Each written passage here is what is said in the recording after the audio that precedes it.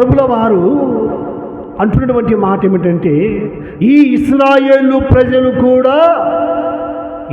ప్రజలు కూడా మేము ఎండిపోయిన ఎముకలము, మా ఆశ భంగమైపోయింది, ఇంకా మేము దీవించబడలేము, ఆశీర్వదించబడలేము, ఇంకా మాకు ఏమీ ఆశీర్వాదాలు దీవెనలు లేవని ఎండిపోయిన ఎముకల్లాగా వాళ్ళు ఉంటూ ఉన్నారు. వారితో చెప్పు. హల్లెలూయా, హల్లెలూయా. ఎండిపోయిన ఎముకలు ఎలాగైతే ఎముకలు ఒకచోట ఉన్నటువంటి ఆ ఎముకలు ఒకచోట సమకూర్చబడి, ఎముకలు ఎలాగైతే చర్మముతో మాంసముతో సమకూర్చబడి వారిలోకి జీవ ఆత్మ వచ్చిందో, ఆ చనిపోయినటువంటి ఎముకలకు జీవాన్ని పోసిన నేను పాపముల చేత అపరాధముల చేత పడి చచ్చి ఉన్నటువంటి వారిని నేను సజీవముగా లేపెదను. గట్టిగా చప్పట్లు కొట్టండి, పటాలు గట్టిగా. హల్లెలూయా. కిందికి మనం అలాగూ చదువుకుంటూ వచ్చినట్లయితే గిన దేవుని యొక్క బిడ్డలారా, మనకు ఆ మాటలు స్పష్టంగా కనపడతాయి. కాబట్టి ప్రవచమెత్తి వారితో ఇట్లనము, ప్రభువు యెహోవా సెలవిచ్చినది ఏమనగా, నా ప్రజలారా, మీరున్న సమాధులను నేను తెరచెదను, సమాధిలో నుండి మిమ్మను బయటికి రప్పించి ఇశ్రాయేలు దేశంలోనికి తోడుకొని వచ్చేదను. నా ప్రజలారా, నేను సమాధులను తెరిచి సమాధిలోనున్న మిమ్మను బయటికి రప్పించగా నేను యెహోవానై ఉన్నానని మీరు తెలుసుకొందురు. మీరు బ్రతుకున్నట్లు నా ఆత్మ మీలో ఉంచి మీ దేశములో మిమ్మల్ని నివసింపజేసేదను. యెహోవానకు నేను మాట ఇచ్చి దానిని నెరవేర్చునని మీరు తెలుసుకొందురు. ఇదే యెహోవా వాక్కు. హల్లెలూయా. వాళ్ళు ఏమనుకుంటారంటే, దేవుని బిడ్డలారా, ఎముకలతో పోల్చుకుంటున్నారు. ఇంకా మన పని అయిపోయింది, మనకు ఆశీర్వాదాలు లేవు, మనము చనిపోయాము, మనము సమాధిలో ఉన్నటువంటి వారము, మన జీవితము మన కుటుంబము ఎండిపోయిన ఎముకల్లాగా ఉంది అని ఇశ్రాయేలు ప్రజలు అనుకుంటున్నారంట. మనము సమాధి చేయబడ్డాం, మనకు ఎండిపోయిన ఎముకల్లాగా ఉండిపోయాము, మన ఆశ భంగం అయిపోయింది,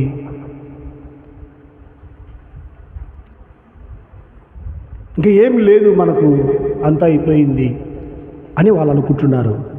అందుకు ప్రభు అంటున్నాడు, ముందు యెహెజ్కేలును లోయలోకి తీసుకొని వెళ్ళాడు. హల్లెలూయా.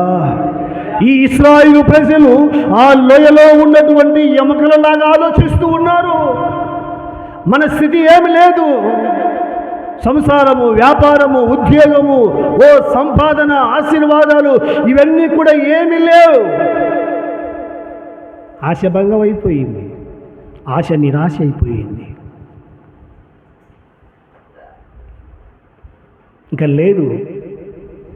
దేవుని బిడ్డలారా, అలాంటి వారి దగ్గరికి ప్రభుల వారు ప్రవక్తను పంపించి అంటున్నాడు, ఎండిపోయిన ఎముకలు ఎలాగైతే సజీవముగా సైన్యముగా మార్చబడ్డాయో, నా ఇశ్రాయేలు ప్రజలు, దేవుని బిడ్డలారా, నా జనులు, ప్రభు అంటున్నాడు, నా ప్రజలారా. ఏమంటున్నాడండి? నా ప్రజలారా. తల్లి నా కొడుకు అని అనిపించుకోవడానికి నాకు సిగ్గుగా ఉందిరా అని తల్లి ఏం చేస్తుంది? ఈ మధ్య కాలంలోనే కోయిలకుంటలో దొంగతనం జరిగితే ఎవరో కోయిలకుంట్ల పిల్లడు దొంగతనం చేశాడంట. వాళ్ళ తల్లి గవర్నమెంట్ టీచర్ అంట. గవర్నమెంట్ టీచర్ కొడుకు దొంగతనం చేశాడంట.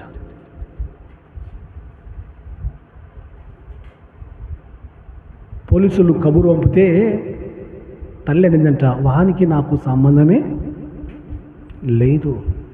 ఒక్కసారి కాదు, 2 సార్లు కాదు, ఎన్నోసార్లు చెప్పాను, వాడు వినలేదు, మారు మనసు పొందలేదు, కాబట్టి మీ ఇష్టం సార్ అన్నాడు అనిందంట. కానీ ప్రభు ఏమంటున్నాడండి?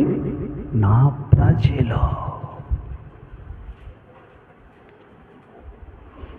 మనం అంటాం కదా, మా అన్న,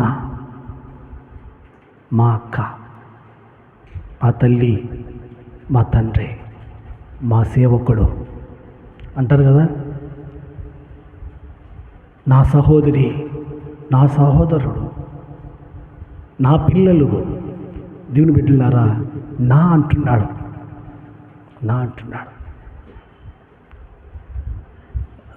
అంటే రక్త సంబంధం ఎవరంటారంటే ఈ మాట రక్త సంబంధం కలిగిన వారు మాత్రమే నా అంటారు. ఎవరిని పడితే వాళ్ళు నా అనరు. ఎవరో వాళ్ళు దిక్కుముక్కు లేని వారు, ఎవరో వారు అనాథలు, ఎవరో వారు అని అంటారు. కానీ నా అని ఎప్పుడు మనం అంటామంటే దేవుని యొక్క బిడ్డలారా ఒక రక్త బంధం, ఒక పేగు బంధం కలిగిన వారిని మనము నా అని సంబోధిస్తాం. యేసు ప్రభుల వారు కూడా నా ప్రజలారా సమాధిలో నుండి మిమ్మల్ని విడిపిస్తాను. చచ్చిపోయాము, ఇక మనకు బ్రతికే లేదు అని మీరు అనుకుంటున్నారు. ఎండిపోయిన ఎముకల వలె మీ జీవితాలు, మీ కుటుంబాలు, మీ వ్యాపారము, మీ ఉద్యోగము, మీ సంపాదన ఎండిపోయిన ఎముకల్లాగా ఉందని మీరు అనుకుంటున్నారు. ఇంకా ఆశలు లేవు, ఇక నిరాశలలో మీరు ఉంటున్నారు. ఎండిపోయిన ఎముకలకు జీవాన్ని పోసిన దేవుడు మీ కుటుంబాలలో జీవాన్ని సమృద్ధిగా పోయినగాక. ఆమేన్, హల్లెలూయా. ఎండిపోయిన ఎముకలకు జీవాన్ని పోసిన దేవుడు మన కుటుంబములో, మన సంసార జీవితంలో, మన సంఘములో, మన వ్యాపారములో, మన కూలి పనిలో వేసే ప్రతి అడుగు ఎండిపోయింది అనుకుంటున్నాం.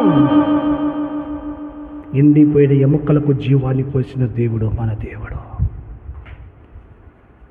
దేవుని బిడ్డలారా చాలామంది చనిపోయారు, క్రీస్తు విషయమై చనిపోయారు, క్రీస్తు విషయమై సమాధి చేయబడ్డారు.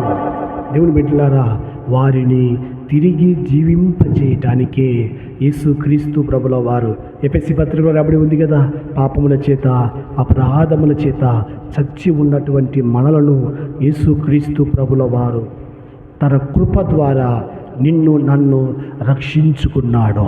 హల్లెలూయా, రక్షించుకున్నాడు.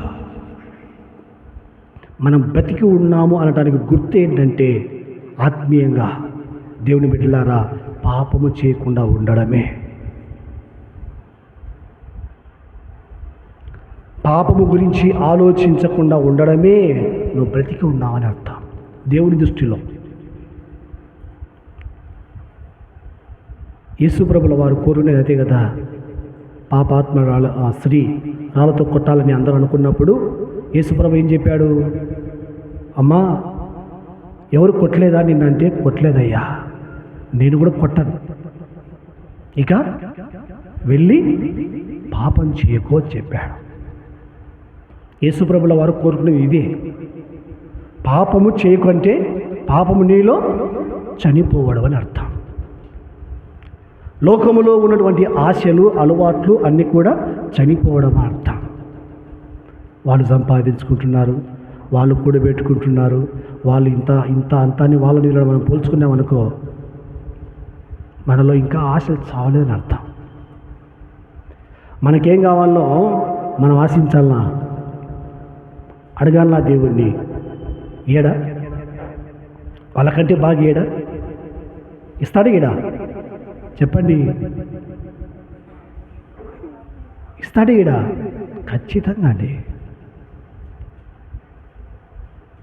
తక్కువ చేయడు, ఏమాత్రం తక్కువ చేయడు. ఆకలితో పెట్టడం ఆయన పిల్లలను. మనం మొదటిగా ఏం చేయాలంటే క్రీస్తు కోసం నిలబడాలి, క్రీస్తు కోసం జీవించాలి, క్రీస్తు కోసం బ్రతకాలి. అపోస్తలుడైన పౌలు గారు అదే చెప్పాడు కదా, నా మట్టుకైతే బ్రతుకుట క్రీస్తే అన్నాడు, చావైతే లాభము అన్నాడు. మనము క్రీస్తు విషయమై దేవుని యొక్క బిడ్డలారా మనము జీవించాలి. అప్పుడు మన జీవితంలో కొదువ కానీ, కొరత కానీ, తక్కువ కానీ ఏమీ ఉండదు. నీ మధ్య కాలంలో ఒక చోట ప్రసంగం చేసి చెప్పారు. అయిపోయిన తర్వాత ఒక దైవజనుడు నా దగ్గరికి వచ్చాడు. అన్న ఈ మాట చాలా బాగుందన్న అన్నాడు. ఏ మాట అన్నా అంటే, కానకపేటలో కానక తక్కువ ఉండేది, కానీ నా జోబులో మాత్రం దేవుడు తక్కువ చేయలేదని చెప్పాను. హల్లెలూయా. కొత్తగా సేవకు వచ్చినప్పుడు కానకపేటలో చాలా తక్కువ ఉండేది, చాలా తక్కువగా ఉండేది. కానీ తక్కువ కాకుండా దేవుడు నడిపించాడు, పోషించాడు. ఎందుకంటే పిలిచిన దేవుడు నమ్మదగిన దేవుడు, సహాయించేవాడు. మనము ఇతరులతో ఏమాత్రం పోల్చుకోకూడదు. వాళ్ళు కూడబెట్టుకున్నారు, వాళ్ళు సంపాదించుకున్నారు, వాళ్ళు బంగారు ఉన్నారు, వాళ్ళు ఇల్లు కట్టుకున్నారు, ఇక రకరకాలుగా వీటి గురించి మనం ఆలోచించకూడదు. మన కంటే ముందుగా ఆయన ఆలోచనలో ఉంటాడు. ఆమేన్ చెప్పండి. ఆమేన్. హల్లెలూయా. మన కంటే ఆయన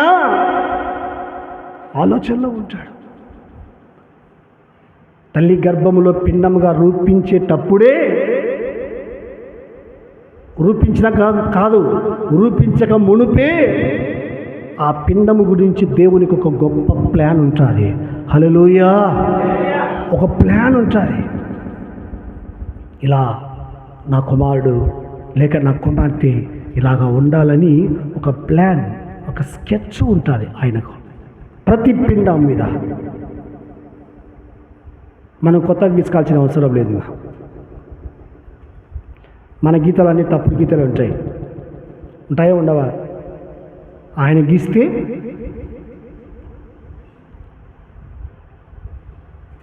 కరెక్ట్గా ఉంటాయి. ఒకరి గీతలు ఒకరికి ఉండవు. చూసుకున్నారా మీరు? మీ చేతిలో గీతలు ఉంటాయి కదా, ఉన్నాయా లేదా గీతలు? ఒకరి గీతలు ఒక ఉంటాయా? సంతకాలు జరుగుతాయి, కానీ ఒకరి సంతకాలు ఒకరి ఏలు ముద్ర. మీ పింఛన్ మీకంటే నేను ముందలు తీసుకుంటా, ఏలు పెడతా అంటే పడుతుంది, ఏలు నా ఏలు పడుతుంది. మీది కాదు, ఇది పక్కన పెట్టండి, మా నాయనది. ఆయన కంటే ముందు నేను వెళ్ళి నాకేంటి పింఛన్ అని ఏలు ముద్ర పెట్టాను అనుకో, ఆశ్చర్యం అనిపించలేదా? ఎంతమంది తింటారు ఏలు ముద్రగాళ్ళు? పింఛన్ తీసుకుంటోళ్ళు ఏలు ముద్ర పెట్టని ఎంతమంది తింటారు? మన ఆంధ్రాలో ఎంతమంది తింటారండి? లెక్కించలేం కదా. చూడండి, ఒకే వాలంటీర్ వచ్చి ఏలు ముద్ర పెడతారు, మళ్ళీ పెడతారు కదా. కాబట్టి మన జీవితము కూడా ఒకరి ఎలుముద్రలాగా, ఒకరి ఎలాగైతే వేరువేరుగా ఉంటాయో మన జీవితము కూడా వేరువేరుగా ఉంటుంది. అది ఆధ్యాత్మిక జీవితంలో కావచ్చు, లేకపోతే ఈయన కుటుంబ పరంగా బయట కావచ్చు. ఏ విధంగానైనా ఒకరితో మనం పోల్చుకోకూడదు. దేవుడు మనకిచ్చిన తలాంతు మనకు వేరు. హల్లెలూయా. హల్లెలూయా.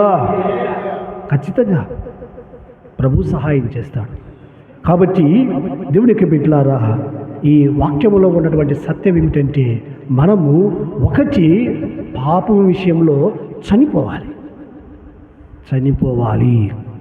నేను మళ్ళీ చెప్తున్నా, చనిపోవాలి.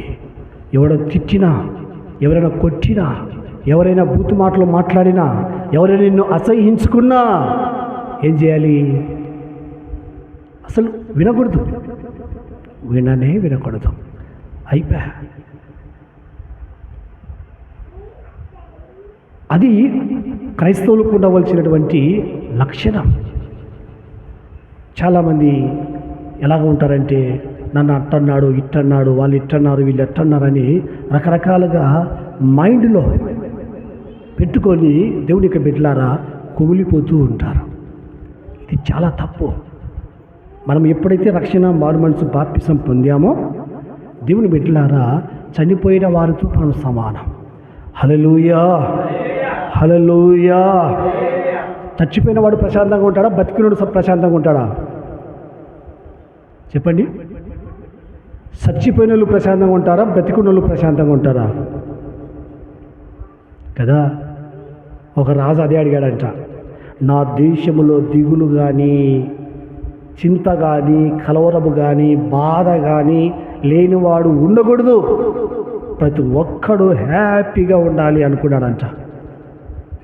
అంటే మంత్రి అన్నాడంట, అట్టటోడు ఒక్కడు కూడా ఉండడు రాజా అన్నాడంట. ఏంటంట మాట ఏంటివి? ఏం కావాలో తీసుకోమను.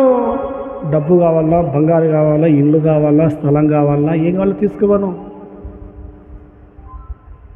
అది కాదు రాజా, అవి అందరి దగ్గర ఉన్నాయి.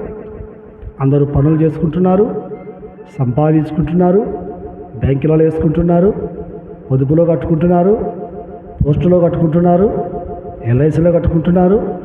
అబద్ధం ఏమని చెప్తున్నాను? నేనేమన్నా అబద్ధం చెప్తున్నానా? ఏం పలకరు రాజా? అన్నీ ఉన్నాయి రాజా. రాజుతో చెప్తున్న మాటలు చెప్తున్నా మీకు.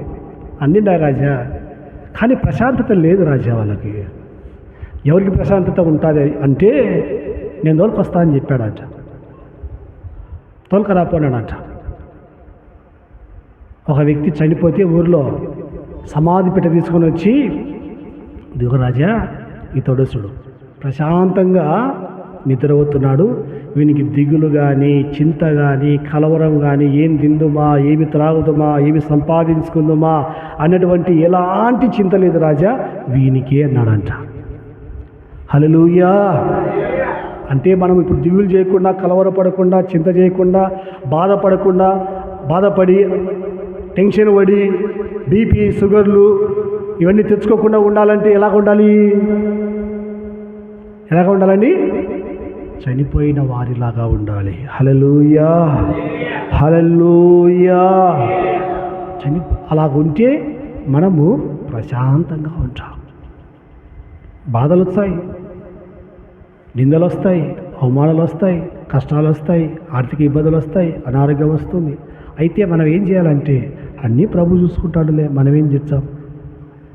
ఆలోచించి తలలో ఉన్న ఒక వెంట్రుక నలుపు చేసుకుంటామా, తెలుపు చేసుకుంటామా? ఏం చేసుకుంటామా? నో. నిశ్చింతముగా యేసుప్రభు చెప్పిన మాట అదే కదా, మీ చింత యావత్తు ఆయన మీద వేసి నిశ్చింతముగా ఉండండి. హల్లెలూయా, హల్లెలూయా. ప్రభువు నీకు నాకు ఎప్పుడు ఏది కావాలనో మనం అడగక మునిపే మన దేవుడు మనకు సిద్ధపరుస్తాడు. హల్లెలూయా. ఖచ్చితంగా సిద్ధపరుస్తాడు. ఏం కావాలో సిద్ధపరుస్తాడండి. మన దేవుడు ఎలాంటి వాడంటే, భూమిని ఎక్కడ పునాదులు వేశాడు? ఈ భూమి ఉంది కదా, ఈ భూమిని ఎక్కడ కట్టాడు? భూమికి పునాదులు వేసింది ఎక్కడ?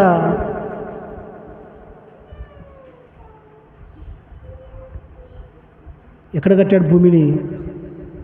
భూమి కింద ఏమున్నాయి? ఏముందండి? ఏం పలకరు? భూమి కింద, భూమి పైన మనం ఉన్నాం.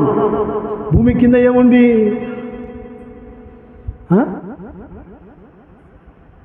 ఓయమ్మా.